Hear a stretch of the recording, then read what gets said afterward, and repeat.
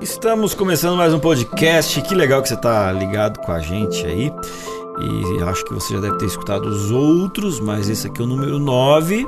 Se você não escutou ainda, não teve oportunidade, você pode escutar os outros 8 episódios que foram muito bons, com algumas discussões bem relevantes. Você está acompanhando aí esse material de podcast, que também tem o material escrito, a gente também tem alguns vídeos, isso tudo para dar a você maior subsídio, para você buscar cada vez mais o Senhor e ter uma maturidade espiritual, que inclusive é o tema do nosso podcast de hoje, maturidade. E hoje temos aqui os nossos amigos que já estão nos acompanhando aí nos últimos episódios. Não, hoje eu vou começar pelo outro lado aqui, ó. E aí, professor Jairo, tudo certo? Beleza, vamos que vamos. Nem tava preparado aqui. Jairo tava dormindo ali. Tudo certo, cara, vamos que vamos. Levou o susto. Você cá entre a gente, deu seu salve pra moçada aí. Salve, galera. Tamo junto. Muito bom. E aí, Thiago? Beleza, é isso aí. Vamos contar, nós temos aqui 1, 2, 3, 4, 5 e nós temos hoje, na verdade, um sexto elemento entre nós. Né? Vou apresentar o quinto elemento entre nós primeiro. Ali na mesa de som, o nosso mestre do áudio, Miqueias, ali nos acompanhando, né? E tá doutor já nos assuntos todos do podcast, né? Você que não viu... Nem ouviu. Nem viu, nem ouviu. Ele deu um tchauzinho pra rapaziada, né? Se manifestou ali. E o sexto elemento? O sexto elemento, nem a gente tá conseguindo ver. Mas esse ouvimos. A gente tá aqui no estúdio e tem ou uma abelha... Um besouro, alguma coisa, cara. Né, mas o bicho faz barulho. Que voa e faz barulho aqui. Faz barulho. Se você escutar algum som que você não consegue identificar... É ele. Dando sua contribuição. Exatamente. Dando sua contribuição. Vamos trabalhar? Bora. Vamos lá, né? Então, Tiago, ora pra gente aí, por favor. Vamos lá. Senhor, nós estamos mais uma vez aqui. Nosso coração está feliz porque nós podemos falar de coisas que vêm do alto. E para isso nós reconhecemos que dependemos do Senhor, por isso nos acompanhe nessa conversa. Por Jesus oramos. Amém. Amém. Maturidade, meu povo. Vamos lá. Vou pegar aqui a analogia de uma criança, né? Por quê? Porque quando a gente tem uma pessoa que ela é batizada, ou que aceitou a Cristo, é como se ela tivesse nascido para o reino, né? E quem começou com essa analogia foi o próprio Cristo, né? Quando virou para Nicodemos, falou assim, quer ter vida eterna, tem que nascer de novo. Né? E quem nasce de novo não nasce como adulto, nasce como uma criancinha, né? Então, para o reino de Deus, cada vez que você aceita Cristo, ou a vez que você aceita Cristo, você nasce como uma criança. E a criança, ela é imatura. E aí? Cara, a Bíblia diz que a vereda do justo é como a luz da aurora que vai, né? Vai crescendo até se tornar dia perfeito. Acho que a vida cristã é assim também. Quando a pessoa ela encontra Cristo, ela tem toda uma bagagem de experiências, de valores e conceitos. O Evangelho entra e desconstrói tudo isso, né?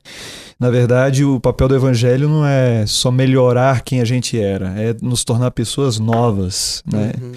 E quando isso acontece... Isso aí é muito legal. Repete aí, né? Desenvolve essa ideia que eu gostei. Thiago, ele começou arrebentando. Isso vai ser arrepiar. Esse vai ser do Jair. Esse episódio vai ser do Jair. Tanto que eu esqueci agora. Não, mas o Evangelho, ele não nos torna apenas pessoas melhores a partir do que a gente era, mas ele nos torna pessoas completamente novas. Então é uma nova realidade que brota ali, né? Mas não brota de uma hora para outra também. Não é uma coisa assim, agora eu encontrei Jesus, já fechou a conta e cheguei lá. Não, é um processo que vai nos colocando nesse trilho aí da maturidade, né? Agora, como isso se dá, é o que a gente vai conversar agora. É legal a gente, se você for hoje pro YouTube e pesquisar lá, por exemplo, como se tornar um discípulo, você vai ter vários vídeos das pessoas falando, dando um passo a passo para você se tornar um discípulo. Só que a gente, justamente tendo o compreendimento, a percepção do Evangelho, a gente entende que realmente não tem um passo a passo, entendeu? É a minha caminhada com Cristo que vai me tornando igual a Ele, que vai, a cada dia eu posso realmente cair, mas eu posso me levantar com ele, mas eu não tenho degrauzinhos, talvez, para galgar, entendeu? Então, eu acho que... Mesmo porque para cada pessoa é de uma forma diferente. Da mesma forma, a questão do próprio fruto. Você vê uma árvore, entendeu? O pé de laranja tem um momento certo para colheita, para ele estar pronto para produzir. A maçã tem outro, e assim sucessivamente. Cada pessoa tem o seu time, Thiago. É interessante que essa ideia do filho, né? Acho que ela vai permear toda a nossa conversa aqui, né? Uhum. E eu tenho 2 insights assim, iniciais. O primeiro é que não é normal alguém ser criança a vida toda, assim como também é antinatural já crescer, já nascer com traços de adulto. Boa. Existe um processo e uma naturalidade dentro desse processo, que ele precisa se refletir também na vida do cristão. Né? Não é normal alguém ser um cristão imaturo, infantil durante a vida toda. É necessário que tenha crescimento sob suas diversas perspectivas. E também não se pode esperar, principalmente daqueles que já são talvez adolescentes ou mais adultos na caminhada espiritual, que alguém quando nasce, já nasça adulto. Ele vai nascer criança. E isso daí resolve um outro problema sério das nossas igrejas, que é um tal de um se comparar ao outro, né? Exatamente. Pois é. Veja bem o que fulano tá fazendo, olha só o que Olha, ele é ancião, e olha o que ele tá fazendo. Olha... Não, e ao contrário também, às vezes uma pessoa de 20 anos de igreja tá se comparando ao camarada que acabou de... Né? A gente não faz isso na vida adulta. Sim, faz, não faz, cara. Eu vou virar assim pro meu... Eu faço isso em casa, falo, filho, meu filho tem 11 anos, não se esqueça que sua irmã tem 3. E eu espero de você um comportamento diferente daquele de 3 anos. Entendeu? Sim. Então, é o quê? É a questão da maturidade. 11 anos já é para ter uma maturidade maior que de 3. Agora, o que o Thiago falou é muito legal. Porque na vida cristã, eventualmente, nós temos pessoas que estão dentro de uma igreja faz 20 anos, mas na verdade... com algumas ações que parecem bebezinhos de 6 meses, brother. Aí tem outro negócio legal também, cara, que é o que o Zelecá falou, né? No cristianismo nós temos um objetivo final, né, que é a nossa semelhança com Cristo. Mas quais são os passos que vão ser dados para que isso aconteça? Como você percebe essa maturidade acontecendo? Ele falou, né, o tutorial do discípulo do YouTube. Cara, tem, cara. Que o tutorial da maturidade espiritual. Cara, na minha casa nós somos... Faça um checklist, né? Exatamente. Cobre aqui, ó, cheque próximo. Cara. Pronto, ganhou o diploma, né? Nós somos em 3. E é muito diferente a abordagem que os meus pais davam e até hoje dão para os 3. Eu tenho um irmão mais velho, uma irmã que é 15 anos mais nova que eu e eu. E, cara, é totalmente diferente a abordagem. No entanto, o objetivo final é o mesmo. É educação, é questão de caráter e tudo mais. Cara, sob uma perspectiva cristã, cara, é a mesma coisa. Os passos são dados, o caminho é diferente, mas o objetivo final... ele é o mesmo. O objetivo final é a maturidade. Mas quais são os passos que são dados? Quais são as experiências? Qual que é a forma como Deus vai abordar? Cara, é totalmente diferente de um pro outro. Né? É exatamente por isso que o tutorial não se aplica. Não, né, cara? não se aplica, cara. E flui, né? E o problema começa quando o indivíduo ele se torna padrão para determinar a maturidade do outro. Né? Ou a minha história é o referencial para todos. Sim. Cara, por que eu tô assim e você não tá reproduzindo esse comportamento? A gente tem muita intriga assim, em congregações, em grupos religiosos por conta disso. Né? Aí, por exemplo, aí tem uma declaração, por exemplo, de Paulo que me intriga pra caramba, que é quando ele diz que ele se enxergava como o maior dos pecadores, né? E ele não fala isso no início da história dele, ele fala mais da metade pro final da história dele. Ele escreve e diz assim, eu sou o principal de todos. Quando eu olho isso, eu penso assim, cara, eu sou quem então, né? Se Paulo, que era o cara, cheio tava do na Espírito, jornada, tava lá e ele disse que era o pior... Aí eu vejo em muitas congregações gente querendo ser melhor, ou se considerando melhor, ou superior. Aí a pergunta que fica é, por que Paulo chegou a essa conclusão, né? Lógico, tem um background aí, porque ele a impressão que dá é que Paulo ele sempre se sentiu mal pelo fato dele ter sido um perseguidor de cristãos no início. Ele sempre evoca isso. Então a declaração dele pode ter um pouco de fundamento nessa questão.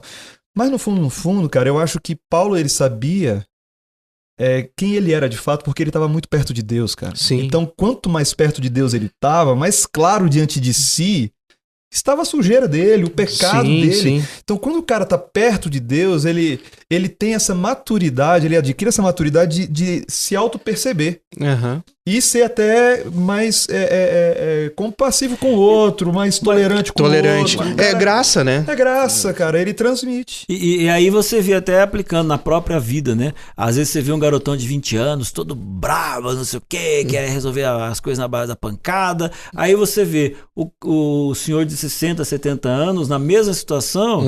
Fala, não, amigo, não é assim que se resolve as coisas, tal, né? Vamos com Ou seja, calma. parece que ele tinha essa maturidade tão profunda de Deus, né, espiritual, que ao mesmo tempo que ele falava assim, puxa, eu tô aí na busca da perfeição, né, mas quanto mais eu me aprofundo na vida cristã, quanto mais olho para Cristo, e aí eu vejo que continua sendo pecador. Agora, veja só, em Colossenses capítulo 1, versículo 28, vamos colocar a pimentinha na nossa conversa aqui? Vamos. E aí, preparados sempre aí, boa, gente? sempre boa. Sim ou não? Vamos lá. Vamos lá? Vai lá, manda Quero bala. ver, hein? Vamos lá. Este Cristo nós anunciamos, advertindo a todos e ensinando a cada um em toda sabedoria, a fim de que apresentemos cada pessoa, e aí vai a palavrinha da pimenta agora, hein?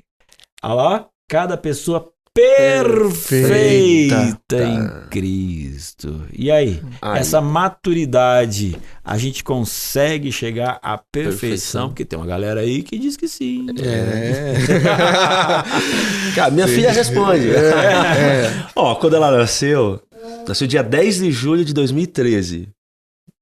Cara, aquela aflição de pai e tal. Aí a médica chegou, colocou ela no meu braço e falou assim, cara, perfeita.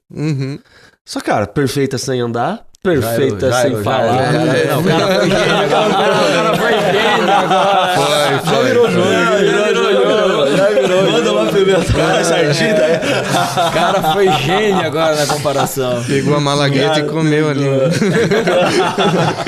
Cara, então, perfeição tem a ver com isso, né? Dentro da nossa... E hoje, aos nosso quantos anos que ela tem? 6 anos. Ela é perfeita hoje? Hoje ela é perfeita, dentro daquilo que se espera do seu progresso. É isso mesmo. Né? E só que, cara, hoje, por exemplo, ela não toca nenhum instrumento, ela não fala nenhum idioma, ela não sabe dirigir, ela não sabe cozinhar, a gente não deixa ela se aproximar do fogo. Né? E daqui a algum tempo ela vai começar a galgar aí alguns desses desafios para ela. Né? A nossa perfeição... Sob essa perspectiva, nós vamos entender que nós temos uma limitação dentro da nossa perfeição. Por mais antagônico que isso possa parecer ser, a ideia de perfeição e de limitação. Né? Porque às vezes a gente não coloca as duas coisas dentro da mesma equação. Mas qual que é a nossa ideia de perfeição? O quanto você consegue ser mais semelhante, essa é a palavra. É isso que eu ia colocar. Semelhante a Cristo. O que e é que semelhante Deus nunca será igual, né? da sua semelhança com Ele hoje. E aí também existe um outro aspecto, né? Que o aspecto é o seguinte: qual é o nosso parâmetro, né, de comparação? A nossa referência, qual é a nossa referência? Porque eu posso atingir um grau de perfeição do tipo, se eu olhar pro Jairo, aí eu falo assim, cara, o Jairo erra nisso. O Anderson erra nisso. E aí eu pego e falo assim, cara, eu não faço isso que os caras fazem. Logo eu sou maduro. Perfeito. Nossa, atingi o ápice. Porque eu tô me comparando com os outros. E assim, a gente sempre vai achar alguém pior do que a gente pra se comparar, né? Rapaziada, e acontece isso demais, normal. Agora assim, ó, muda o foco e se compara a Cristo. Cara, aquela maratona que nunca termina. Aí quebrou. É quando que alguém zera o banco imobiliário, né? Chega no final do banco imobiliário. Cara, você não zera. Eu acho que maturidade, ela tá totalmente atrelada com simplicidade, que é o tema que a gente estudou lá. Quanto mais maduro, mais simples eu me torno. Mais uma cópia de Cristo, mais próximo a ele eu fico, né? Então, assim, eu vejo que, né, justamente nesse processo, cada um tem o seu momento mesmo, né, de a gente respeitar. Só que a partir do momento em que talvez eu não tenha um clímax, né, um ponto alto, mas a partir do momento que eu começo ficando o mais parecido possível, eu deixo de enxergar nos outros os podres deles, porque, eu tô vendo isso, o cara errou, mas é porque eu sou maduro, entendeu? Então, tipo, não, entendeu? Eu me torno compreensivo e tolerante. Eu acho que o ponto principal está atrelado também com o fruto do Espírito. Porque quais são? Qual é o fruto do Espírito? Amor, bondade, mansidão, domínio próprio, entendeu? Então, tudo se encaixa. Eu acho que a leitura dos frutos do Espírito é uma boa radiografia, pelo menos um espelho para dar uma olhadinha. É, né? isso mesmo. E outra, não é eu me comparar a ninguém e nem pedir para ninguém fazer uma avaliação. É eu colocar o fruto do Espírito na minha frente e eu dar uma olhada. Eu tenho isso aí. Rapaz, eu não tô muito legal. Isso mesmo. E essa ideia de comparação com o fruto é tão incrível, porque às vezes a gente fala assim, perfeição baseada naquilo que eu não faço, né? Então, cara, eu não peco nisso, eu não peco nisso, eu não peco... Mas, cara, daí vem Deus e apresenta um outro parâmetro. Fala assim, cara, não é aquilo que você não faz, é aquilo que você faz. Você é bondoso, você é longânimo, sua perspectiva positiva e muda o cenário completamente. Ou seja, vamos e convenhamos aqui, essa ideia de que alguém de nós consegue ser perfeito como Cristo, né? Cara, é loucura. Sim. Porque isso nunca vai acontecer. Mesmo porque cada vez que eu consigo chegar numa semelhança com Cristo, ele se revela mais um pouco, né? Sim, e sim. isso é infinito, né? Sim. Essa questão da justiça, né? O indivíduo justo, né? Justiça não é uma coisa que, como o Amin Rodô fala também, não é uma coisa que Deus ele pede de mim, é uma coisa que ele oferece a mim, né? Então é uma coisa que vem dele. E nesse mundo, nesse contexto de pecado, a gente nunca vai chegar lá plenamente, mas a gente tem que ir crescendo, avançando, né? E eu acho que uma das maneiras nas quais a maturidade se manifesta na questão da unidade entre as pessoas, na proximidade, na cooperação entre as pessoas. Porque a gente está falando dessa coisa, né, de se comparar, uma comparação que afasta, né? Eu sou melhor que você e tal. Aí Jesus, lá na oração que ele proferiu em João 17, ele diz assim, Senhor, que eles sejam um, como eu sou contigo. Então, eu estou tão perto de ti, nós somos tão parceiros, tão amigos, que eles sejam assim também conosco.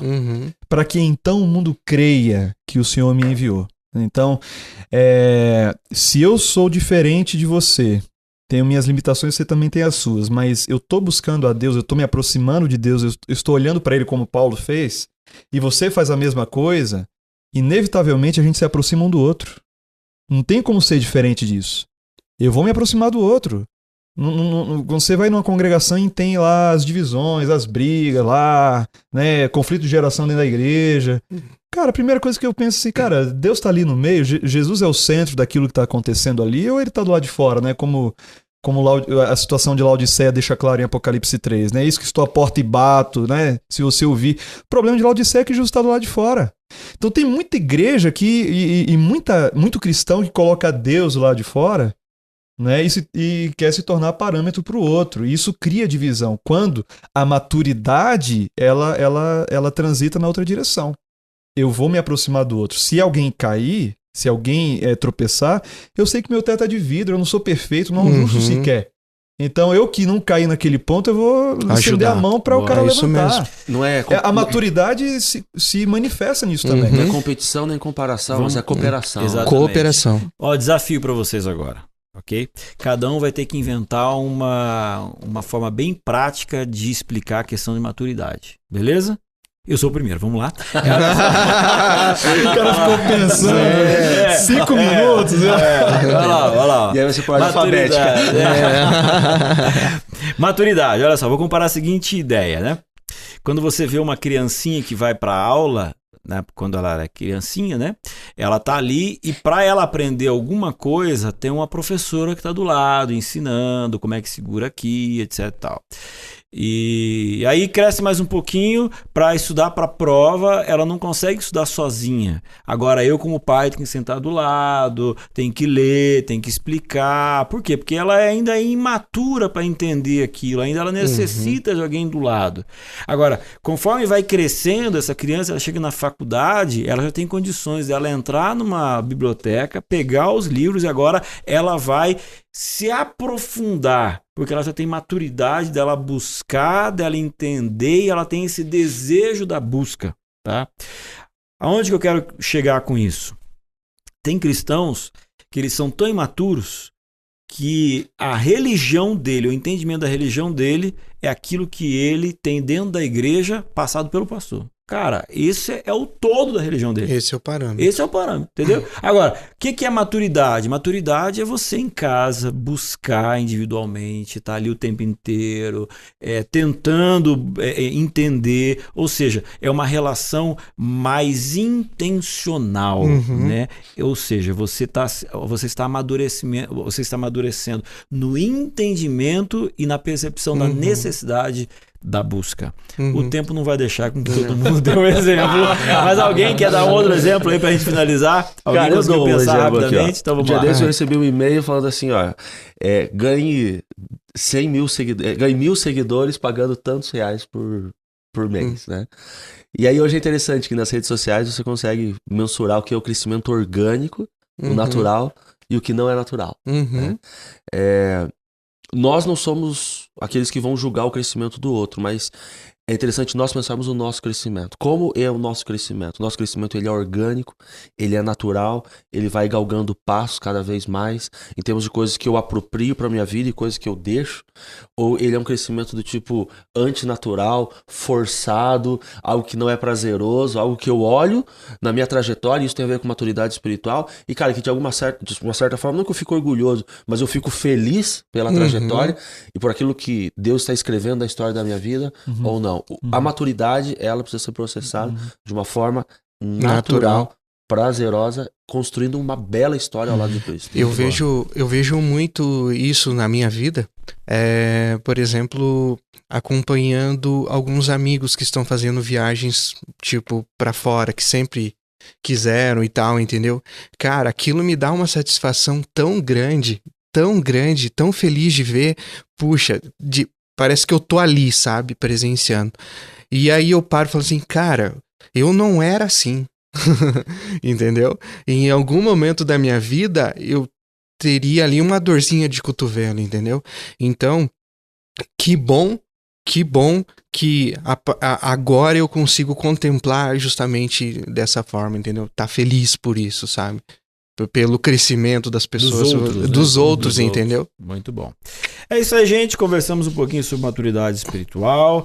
Eu espero que você esteja também intencionalmente entendendo que um cristão ele precisa sair da superfície e cada vez mais para as profundezas do entendimento quem é Deus. E você vai perceber que nessa busca você não vai se comparar ao outro, mas você vai sempre olhar para Cristo. E ao olhar para Cristo vai perceber que é uma busca constante, diária, e será eterna. Até mesmo no céu nós vamos continuar nos aperfeiçoando para chegarmos um dia a sermos cada vez mais semelhantes a Cristo, o que nunca vai ser na totalidade, porque Deus é Deus, Jesus é Deus e eles são perfeitos e nós sempre seremos imperfeitos. Mas existe aí a busca diária, né? Você foi convidado a buscar diariamente o Senhor e espero que aceite. Vamos orar e finalizar?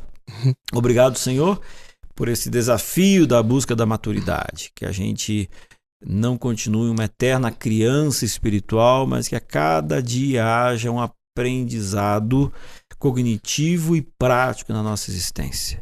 Porque o Senhor Jesus Cristo é o nosso grande exemplo e mestre e é nele que queremos espelhar. Obrigado pela salvação nele, em nome de Jesus. Amém. Amém.